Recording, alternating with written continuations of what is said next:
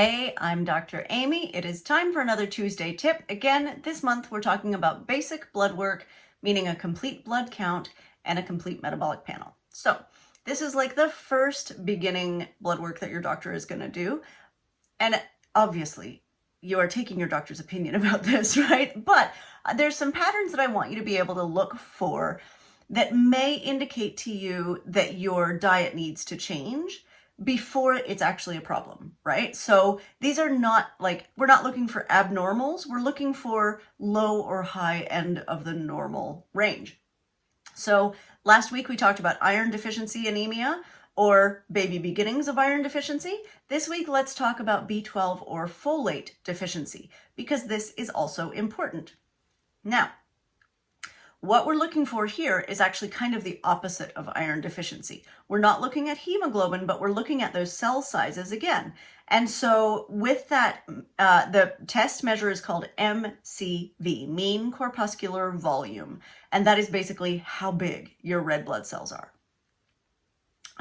With B12 or folate deficiency, they get bigger, right? So that's on the higher end of normal.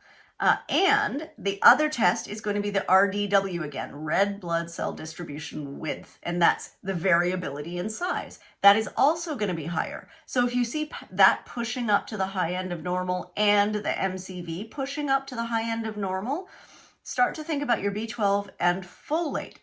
Other symptoms that you will have are like fatigue, right? That's the biggie on everything. But you'll have fatigue, swollen tongue or really smooth tongue, like glassy looking. That is a sign of B12 deficiency. Weakness, sometimes shortness of breath, pale skin, not because of winter. Numbness, tingling in hands and feet, like especially if it's starting in like a stocking glove pattern where, you know, it's moving up from your fingertips or moving up from your toes. And not because of diabetes, right? And then lower mood, like just a little bit meh. So if you're seeing those and the RDW is getting higher and the MCV is getting higher, think about your folate and B12. Now, if you're seeing those symptoms, but there's no change on your blood work, think specifically about your B12, because if your folate level is normal or high, then it completely covers up the blood signs of a B12 deficiency. So you can be B12 deficient and have no actual signs on your blood work. Bear that in mind.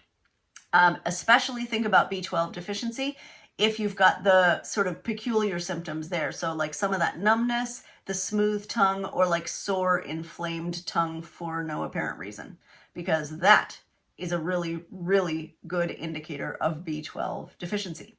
Okay, Tuesday tip. Bye, guys.